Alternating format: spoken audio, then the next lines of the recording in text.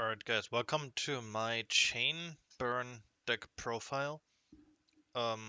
This is one of these decks that I've built over the years that are, yeah, well, it's just a lot of experiences and a lot of stuff is in there. And I just want to show you guys the deck.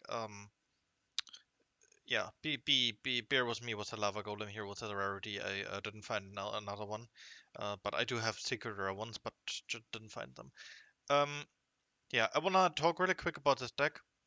Um, it's one of my favorite deck, if not my favorite deck of all time, because it's just so easy to play. It's perma anti-meta. Um, Even though people have a lot of Manta negated, and I don't care because I don't play a lot of Mantas. But let's get into it. We play 3 copies of Lava Golem. Um, yeah, pretty simple. This card is a crazy good card in this format. Um, it takes 2 Mantas from the enemy. They cannot do anything against it, and it's 1,000 burn damage per standby phase, so this is really, really good. Um, Next up, we have 2 Absolute King Backjack. Um, One, a very lovely card. We can instant link summon this away to use the effect, which is completely broken. Because if it gets on the graveyard, you can choose your top 3 cards of the deck and put it in the order you want. And on the enemy turn, you can banish him from the graveyard. And if the first card is a trap card, you can set it and immediately activate in the same turn. So this is absolutely great. Next up, we have 1 Swift Scarecrow. Um, the reason why only one is because it doesn't get us the same value as Battle Fader, and in this deck is very mathematical actually. It's not just a normal chain burn deck; it's very mathematical. We are we care a lot about rarities here. Not about rarities, I mean that too, but we care a lot about probability and mathematics here, and ratios. So ratios was the word I want to say. And then yeah, 3 Battle Fader. Nothing much to say. This card is really strong. It gets yourself a Manta on the field, which is really strong for a couple cards that I'm going to talk about later. But these are all our Mantas. These are 8 Mantas, as you can see. Um, so yeah, that's very simple. Um, I am trying to work online right now with Kashtira, Fenrir. It has worked okay for me, but it was not in my favors a lot of times. So I'm still thinking about putting him in for a little bit less stall, but yeah, let's see. Anyways, coming to the spells we run. One time, 1 Day of Peace. Act as stall. You can decide if you need it for stall, and obviously draw. That's good. 1 Chain Strike. And also about 1 Day of Peace. Online it doesn't really matter too much, but if you play this in locals and stuff like that, people often forget that they don't do damage in their turn as well. So they're like confused, and then they build up their board and stuff like that. And sometimes it even happened that they used some effect that they couldn't use then afterwards with like Exceed Mod, etc. And it didn't got damaged, so it was really great. 1 Chain Strike. I wish this could be played more, but it's obviously limited because it's really, really broken. 400 damage per chain is just too stupid. Um, we run 3 time Pot of Extravagance in the wonderful Quarter Century rare. Um, yeah, we don't need our extra deck, so that's a very, very, very straightforward card. Um, and now I want to talk about the Lava Golems too. So what I run before is a ratio of either 2 Lava Golems and 3 Duality, or 3 Lava Golem and 2 Duality. And I've always kind of swapped between them back and forth depending on what I needed and whatnot. But what I have found out in because I have never really played that deck IRL except against like friends who knew what I was playing, so they perfectly like itemized against it um, with the side deck, etc. But I played this in locals recently, and it was completely like broken and funny. But I saw that I really needed the lava golem, so I decided to only go with 2 dualities and with all 3 lava golems. Yeah, and the rest of the deck is traps, which goes for a really nice ratio of 9 monsters, 7 spells, and 24 traps. We run 3 times Accumulated Fortune. What this card does is, I feel like I have to explain this card because in the local I had to explain like half of this deck because people didn't know the card because they were so old. Um, if it's chain 4 or higher, you can activate this card to draw 2. So if it's chain of 4 or higher, it's essentially a Pot of Greed, which is very, very funny. We run 2 Threatening Raw. You may ask why not 3. I can give you the answer straight away. We run 1 Waboku, which is like the third placeholder thingy. I like Threatening Raw more than Waboku. Um, but that's just a me thing, I would say. Um, Next up, we have Two-Dimension Wall. It's basically Magical Cylinder on crack.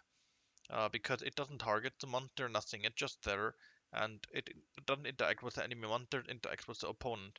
It's really strong. Only 2 though, because it could break. And also, this deck resolves around activating. I will play like 3 test hand, I think. This deck resolves around chain effects. So Dimension was only 2 there, because you can't really chain it that good, right? Only if the enemy attacks, which is like a really bad, like, precursor. We run 3 times just Desert. It's hilariously broken. Um, for every month that the enemy controls, he gets 500 damage. And right now we control a lot of monsters. Um, and you will see that in this deck there's actually not that many burn cards, and you will ask yourself the question, is it enough? Yeah, it is. Don't worry. We run 2 Jar of Greed. The reason only 2 and not 3 is because we also run 2 Yatagarazu, which is also +1. So, or like not +1, but draw 1. So yeah, it's like not really big of an issue. 1 Ring of Destruction for burn and single target damage because we have Lava Golem for double, like monster tributing this as a single target.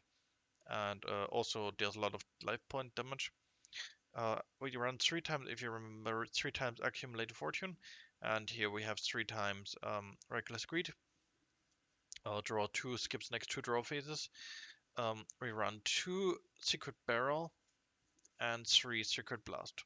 And these were all our burn cards. 2 Jetagars I already showed this, and 1 Babuga I already showed this too.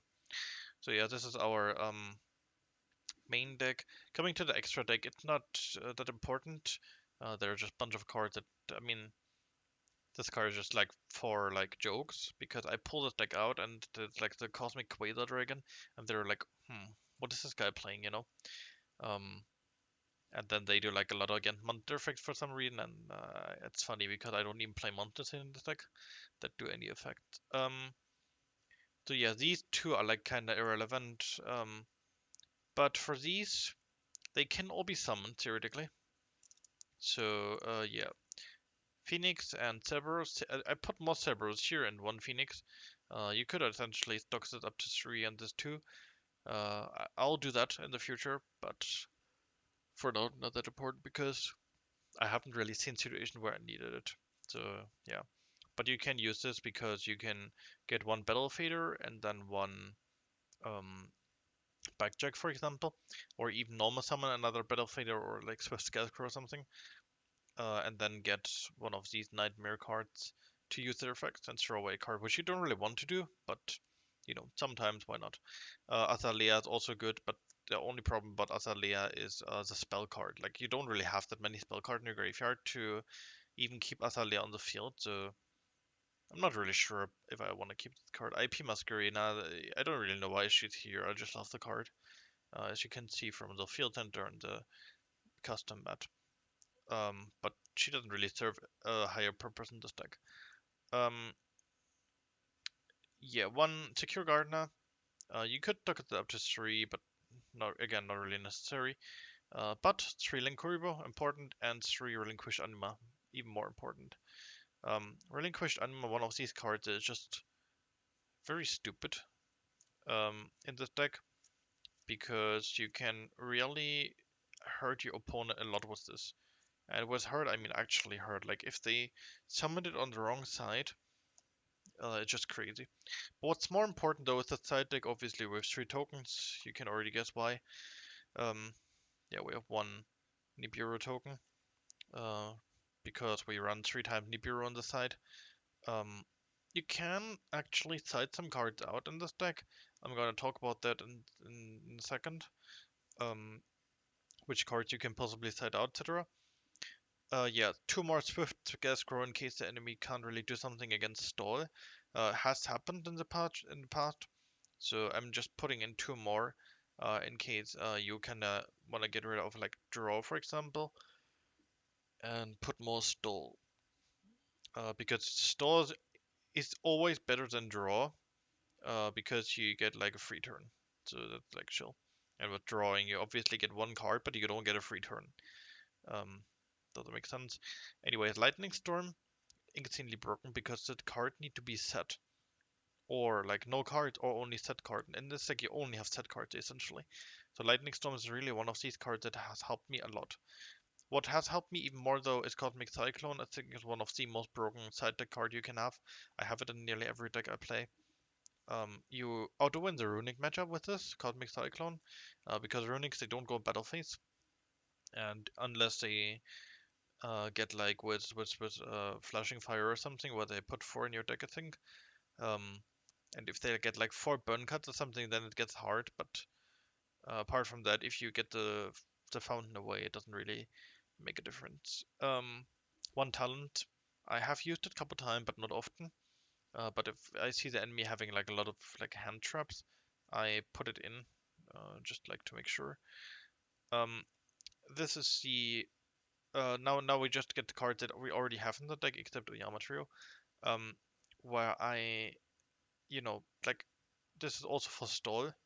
So if you play against an enemy who can't really do anything against your deck and who can do nothing against your stall, you should put in the Swift Scarce Growth and the Certaining Raw. 1 more dimension more if the enemy just has like a bunch of attackers, and like if his game plan is winning over attacks.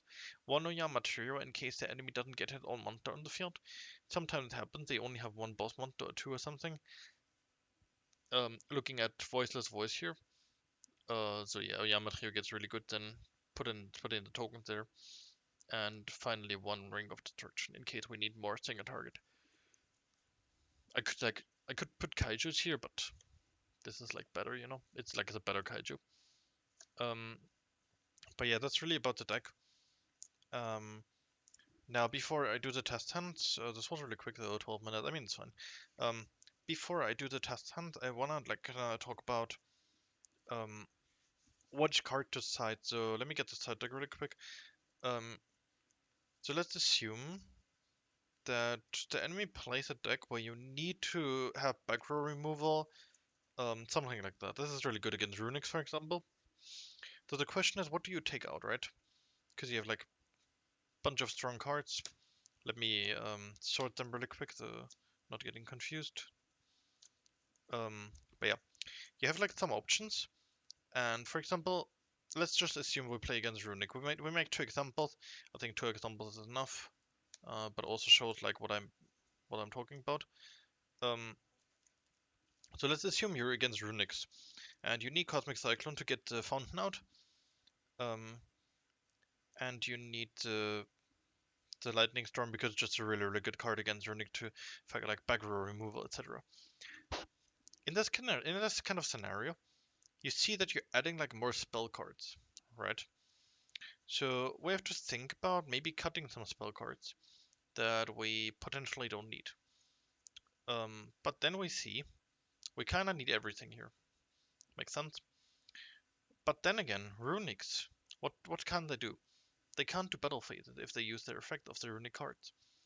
So what you can do here is you can get rid of some stall, essentially, if you want to.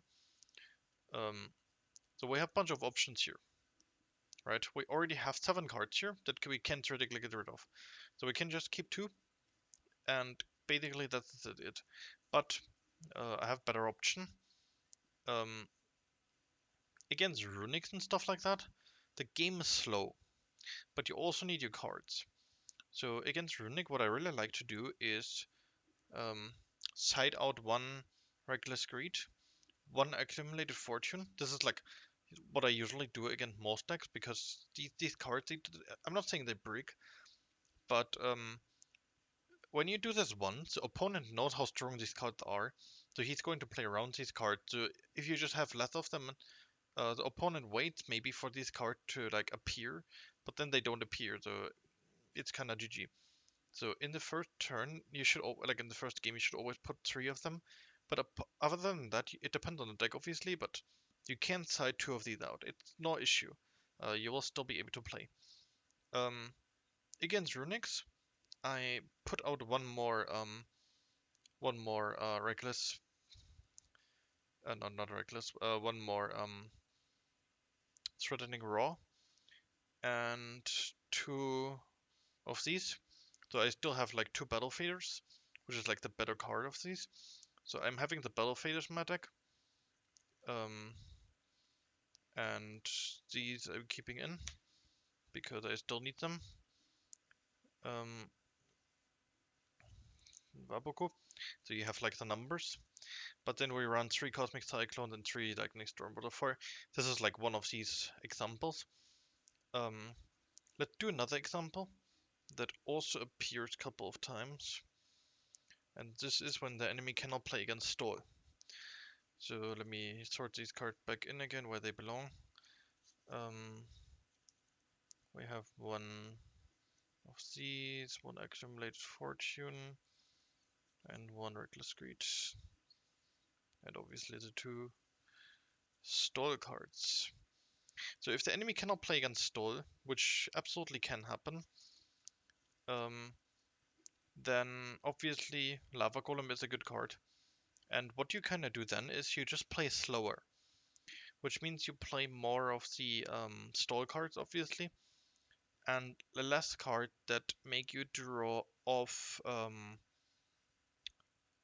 like yeah. So one of these things that I really like to do against like decks that can't really do much against Stall, I get rid of one duality, so I'm sure that this one hits when I need it. And I don't get rid of Accumulate Fortune because you can like store it out, right? But what I really like to do here is get one of these out, one of these, and one of these. And what happens then is obviously I add these 2, this one, and this one. So what we have now is we have 3-dimension 1 in our deck. We have 3 stores in terms of trap card. No, 4 actually with Waboku. And we have 2 more store with Swift Scarecrow. And this ensures like a really like nice grind game. This is like good against deck that again that can't really break the store in some way. I don't really have an example right now, but you will see that when you play against it. Like Florenderize, for example, they can play against Stall, so it's not really good against them, but there are a lot of decks where this works, so this is just an example. And now I kinda wanna get into the hand test hand, or the video is going to be too long, which I don't mind, but this was like an issue for the last video for some people, which is totally fine, I can understand that. Yeah, let's get into it, and let me shuffle. Shuffling is very important, but we don't shuffle like that, we shuffle like that, obviously. And yeah, I've played this deck for like 6 or 7 years now, I think. I've always been kind of an anti-meta guy. Except when Synchros were played, I was like really into the Synchro. But apart from that, it was really like anti-meta stuff.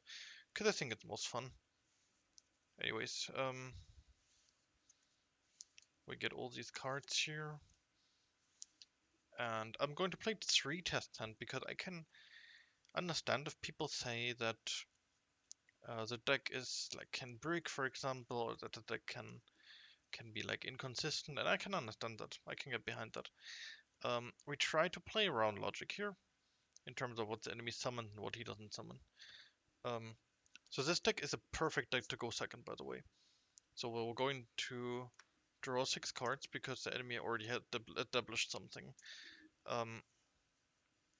So this is fine. I'm just going to show the card like that. Um, so talking about the ratio, I really haven't talked about the ratio at all, but we have in the deck a near perfect ratio. That makes sense. So essentially what we have here is a quarter burn, a quarter stall, and a half of draw or deck out thinning, if that makes sense. Um, so yeah, so in this case, as you can see here, we drew more burn than usual, which is bad because we wanna like go more into the drawing and have like maximum 2 burn cards, like 2 stall card and 2 draw would be perfect, or like 2 stall, 1 burn, 3 draw, or 3 draw, 2 stall, 1 burn or something. That would be perfect. Um, Anything like above 3 draw is a little bit too much, but that's like what you can change. But that is like bad, but it's still fine. So let's assume that the enemy has 3 monsters on the field, which is like normal after the first turn, I think, and 2 set cards. I think, and he has like 2 cards in hand. But let's not care about that too much. Um, so what happens now is that in this scenario, all I will do is put these cards, like these 4 cards, I will set them and end my turn. And now what skill in this deck here is that you have to learn how to first of all get to chain 4, and second of all how much damage you can eat without dying. So obviously you start with 8,000 life points, and the enemy now, for example, has over 8,000. So obviously you have to use Battle Fader. But if let's go with the example that he doesn't have 8,000. Um, Obviously what we will do is we activate on the draw phase. We activate Secret Barrel. So he has 3 cards in his hand and 5 on his field. So it's 8 cards times 200 is 1,600. Um, so he's left with 6,400 LP. He has 3 monsters, so he gets 1,500. So he's left with 4,900. He has 5 cards set, it's again 1,500. So he's left with 4,400, 3,400, and we draw 2. Alright, so this is bad because we don't want to have these 2 cards in our hand, if that makes sense. But it's fine. Let's say he can't kill us. Which can happen, and even if let's play it like that, if you want to. We play it like that he can kill us. So we summon 1 Battle Fader. We don't like want to make it like hard or something. We draw 1. In this case, because I have a Battle Fader on my hand, we activate Duality to look at the top 3 cards and choose 1. In this case, this is very obvious what I'm going to do. I'm going to take Extravagance. And after this, we have to shuffle the deck, so I'm going to do that. And I'm going to set this and pass to the enemy. We still assume that he has 3 monsters. I don't want to like give him the advantage of having 4. I give myself the advantage of him having 4. But yeah, he has 3,400 life point left. And we have these cards on the hand. So what I'm going to do now, I'll get a Linkuribo.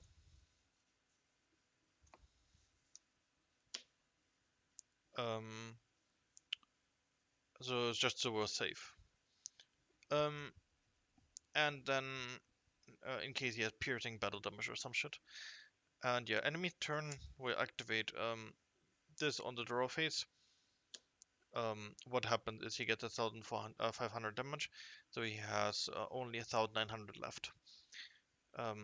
He attacks as we activate this, and let's assume that he can't kill us now because we wasted 1 attack of his.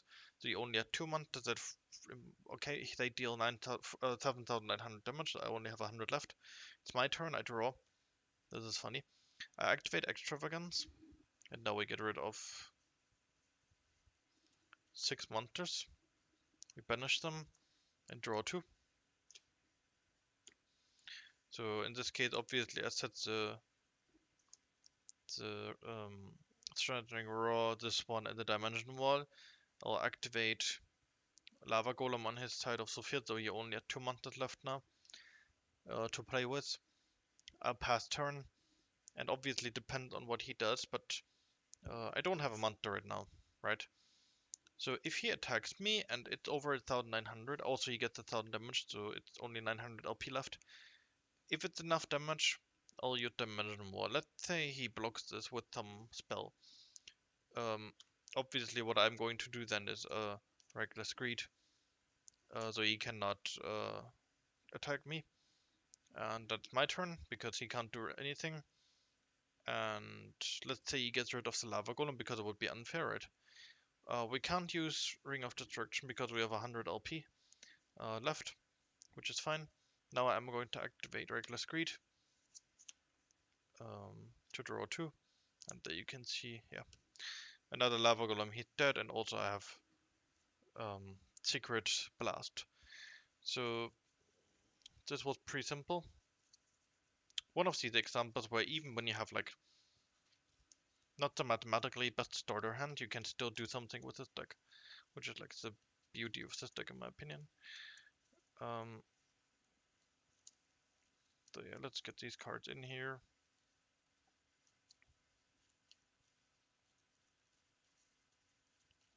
And do this like this.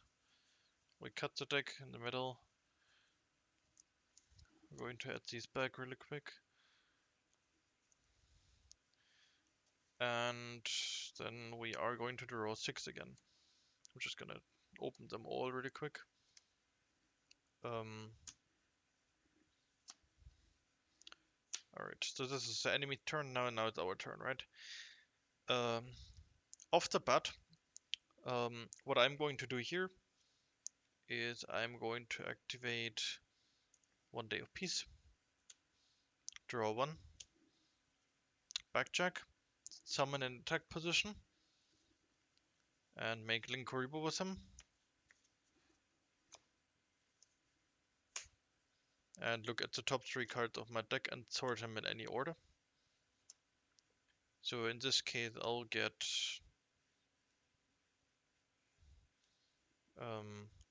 Reckless Greed on the last, then we Extravagant, and then Dimension Wall. So what happened now is I pass turn to the enemy because we're not getting damage and stuff like that. But before I pass turn to the enemy, I'll set Yatagarasu. So these are our hand cards. And the Yatagarasu is set. What happened now is the enemy's turn. I'll banish Backjack to look at the card, and if it's a trap card, I can set it directly from my deck. What I'm going to do now is I'm going to activate Yatagarasu to ensure that I'm getting my Extravagance. And now enemy can't, okay, again, he can't do shit. He can maybe kill the Linkuriboh, I don't care about that. I'm not getting that much. Now it's my draw phase, and now these are all my hand cards. Again, same scenario, enemy had 3 monsters. But let's go with the off chance that the enemy is smart, and he only need 2 monsters now, because he saw that we activate this. So I'm not even gonna banish the cards, you know that what's going on. So in this case, same shit. We spawn this, normal summon it, which was not that smart actually, because I want to use Lava Golem, but that's okay. Then we get another Linkuriboh. Look at the top 3 cards of our deck. And I think in this case it's extremely obvious what we will do. We use the Accumulated Fortune as a buff card, and then the regular Screed, and then the the Threatening Roar, and then the regular Screed. Now I am going to set Dimension Wall. I'm going to set Ring of Destruction. I'm going to set Just Desserts. And I'm going to set another Just Desserts. This becomes very important later. Because what happened now is I pass turn to the enemy. And again, he has 2 monsters because he's smart now, right? In his phase, I'll activate the King of Backjack to look at the card and set it. On the chain, I'll activate Reckless Greed. No, Ring of Destruction, I'm sorry, Ring of Destruction first. Then Reckless Greed is the third chain, this is the fourth chain. So I'll choose a monster of his um, that get destroyed, but before that the thing gets applied. The Ring of the Justice Roots. So what happened now is he get 1,000 damage, so he only has 7,000 left. I already draw 2 cards, and Ring of Destruction will take a monster down that has 2,000 life points. I think that's fair. To make it even more unfair for me, let's say 1,500. So he's left with 2,500 with 5,500 LP, and I am left with 6,500 LP.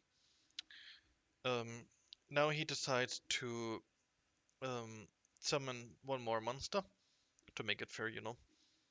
And I'll activate this one again. So he has only 4,500 left. Now he attacks me with a monster that has 1,500 ATK, and I activate Dimension Wall because he and I get like I don't know how much LP did I had?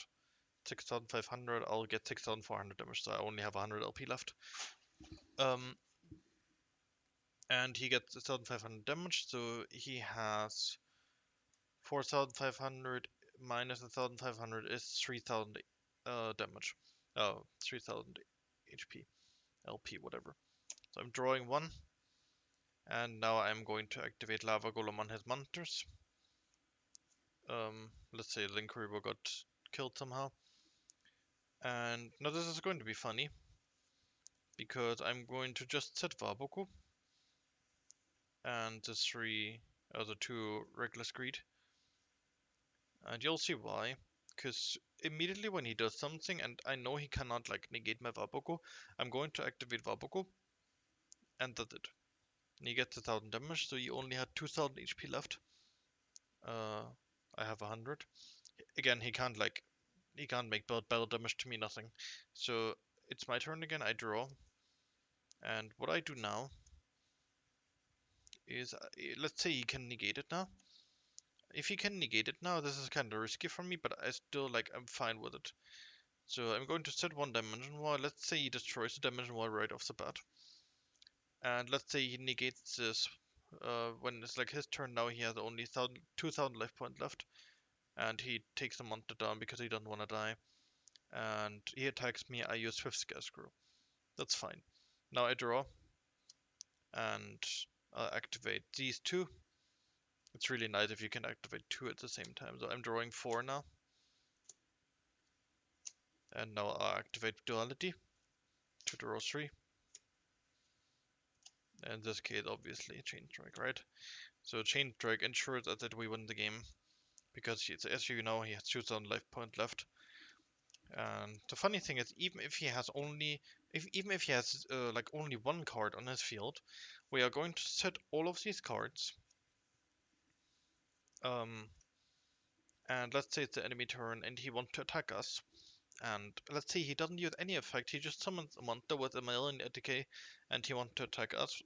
On the resolution we can, or like on the direction of the attack, we can use Yatagara to chain 1. This chain 2, again 200 damage. Chain 3, again 500 damage. Chain 4, draw 2. And chain 5, 400 damage times 5 is 2,000, so he dies here. And even if he doesn't die, I still have Battle Fader here. So again, we won in style, obviously. And I try to sometimes put in that the enemy negates something from me. I know it's not like optimal, but that's like the biggest compromise I can do, I guess. So let's do this one more time, just because it's so fun. I really, really love my burner deck. I think it's really strong. You just need to, not play into too fast decks, which can happen obviously against Fairy King stuff, but it's still possible because if they can negate Monster effect, you just chain burn them, and you just not chain burn, you just like use your chain effect, and it's like fine. I'm going to cut the deck, and we draw 6 again.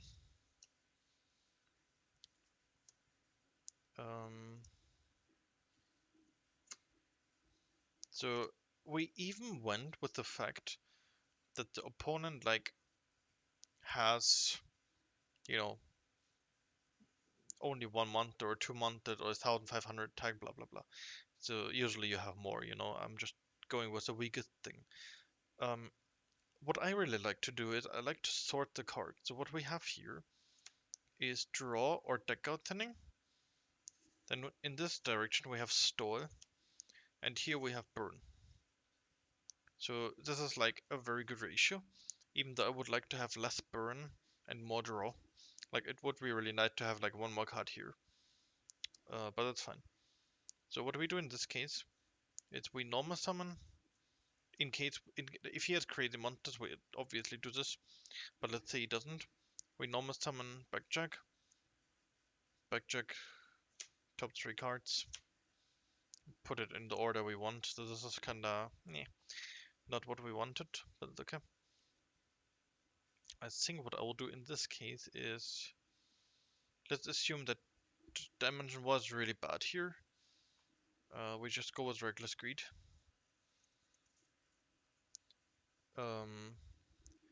And then it's opponent turn. I think let's say we survive this. Again with 100 HP. So we kill this, we survive 100 HP. I'll banish Linkuribo to set this card on the field. And again, the opponent turn. Now it's our turn. We draw 1. And what we do here is we set all of these cards. And what happened now is the opponent turn will activate all of these cards. And let's say the opponent has 5 cards on his field, so he gets 1,500 damage. I think that's valid. He 8,500, so he has 6,500. We're at 100 LP. So now we draw 5. Because of 2 times Reckless Greed. And you'll see where this is going. So these are our hand cards now. And again, if we try to like see where this is going with 3 draw, burn, slash stall, and stall. So what we do here, we activate 1 Day of Peace to draw 1. And then we end our turn, literally. But before we do that, we set Accumulated Fortune, Yatagarazu, and do we do something else? I think we should special Lava Golem here. I'm going to do something that can happen, and that maybe sometimes you have to do with this deck. You you activate 1 Day of Peace, but you still have to summon Lava Golem because you want to activate these ones. So let's say the enemy activates an effect, Lava Golem is activated, but he didn't get damage because of 1 Day of Peace, so he still has 6,500. And now we can activate these 2 to draw 3. This is terrible, but it's fun. So the enemy passed turn now, and we can't draw. Because it's the first time from Reckless Greed. So we can't draw now, and this is what we have to work with. So we are activating Duality to look at the top 3 cards of the deck. We use Duality to get Duality. Reason being, we want to thin out our deck, and we want to have access to more cards. So right now we got Reckless Greed, which we don't want to use in a back to back. And the other one was, I think, Battle Fader, which I already had. So yeah, we put 1 Duality in our hand. So now we can get damage again. So what we're going to do is, if the enemy cannot negate it, and let's say we can't negate it, we use Wapuku. And then we pass turn to the enemy. And now let's do something that I like to do, and this happens also quite often. the enemy sees 2 cards here, and he's going to attack us, and he's like, okay, doesn't activate Vapoku or something nice.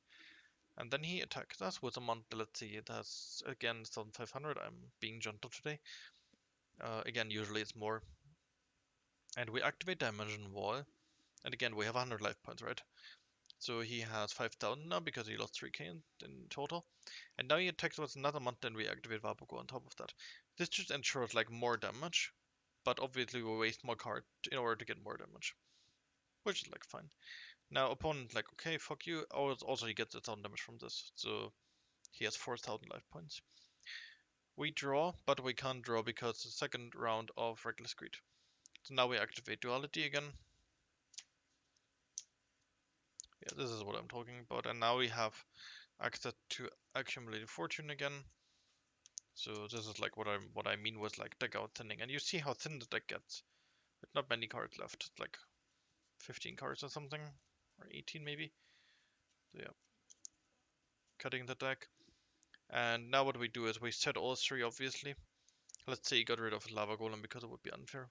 So he has 4000 life point left. We set the Dimension Wall, Accumulate Fortune, and Reckless Greed. This is funny because what we do now is something that, let's say the opponent doesn't activate any effect and he just attacks us with a 1500 LP attack monster. We activate Dimension Wall and chain Swift Scarecrow to chain this to chain this. This was actually wrong because we should chain like that. We should chain Swift Scarecrow first and then Dimension Wall to get the damage from Dimension Wall done. I'm sorry, I fucked up here. So again, we draw 2. What is his hand? We draw 2. We get, let's say 1000 damage, so he has 3k. With this he has 1500 because we just assume that the monster are like the shittiest monster ever, and the battle phase is over. So he's like, oh fuck off man, not my draw. And yeah, we obviously use Extravagance here. Oops. 1, 2, 3, 4, 5, 6, 7, no, only 6. To draw 2. So yeah, it's like doomed already, right? You summon Lava Golem on the side of Sophia. Let's pretend he only has 1 monster. That's fine. I'm going to set my Secret Bell. I'm going to activate for 1000 damage, so he has 500 left. He attacks me, I'm in Battle Fader. Let's say he negates that, I'll use another Battle Fader. So it's on Sophia right now. So it's my turn again, I draw. I use another Extravagance. Because why the fuck not?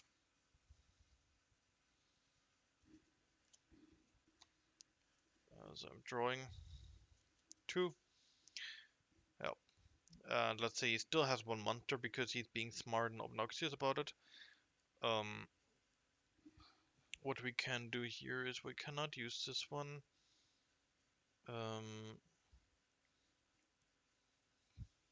Yeah, I mean, even he has 500 LP, so even if he has 1 monster, he's dead with this. But yeah, you see he's dead with this, so it doesn't matter. So again, we gave the opponent a lot of advantage and he still didn't survive it. Alright guys, so this was my chain burn deck profile from my very own chain burn deck. I hope you enjoyed it. And if you do, then leave some thoughts in the comments. What do you think of the deck? How you think I can improve it? But yeah, I think it's already very solid. But yeah, if you have any card that you think fit in the deck better stuff, then please enlighten me. I would love to hear your opinions. Anyway, thank you for watching and see ya next time.